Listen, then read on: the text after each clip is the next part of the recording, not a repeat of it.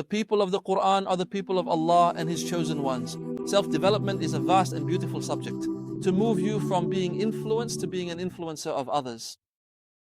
There are prohibitions for Ihram that we must pay attention to, and the muhrim must be mindful of them to avoid committing these violations. Some prohibitions require a ransom, and some prohibitions require an equivalent penalty, and also some violations might require a heavy expiation and repeating the Hajj.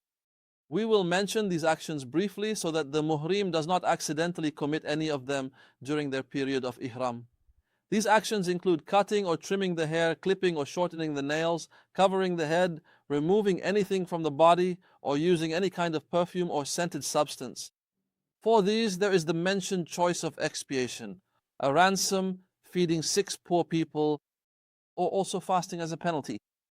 However, some prohibitions invalidate the pilgrimage if done, such as the marriage contract, and this is a serious matter that many pilgrims might fall into. They used to do it in the past, but nowadays I believe it doesn't happen, except that a marriage contract or its preliminaries require a legal marriage official. And I don't think an official would perform it during Hajj, especially if the person is in Ihram. Also, among the things to avoid is taking from the trees of Makkah when we are in Ihram. So we don't take from the trees in the area defined by the Prophet, peace be upon him, which is the haram. Also, we must not kill any game. So when someone enters Ihram, they should not hunt or kill game because this is prohibited for the muhrim.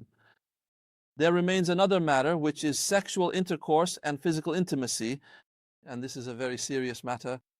And the muhrim, whether man or woman, must be careful of this violation because it voids the Hajj and requires a heavy ransom, and they must also perform a new Hajj the following year. And this might not be easy for them. So one must take precautions and be careful. If a muhrim cuts hair, clips nails, covers their head, or uses perfume out of forgetfulness or ignorance, there is no penalty.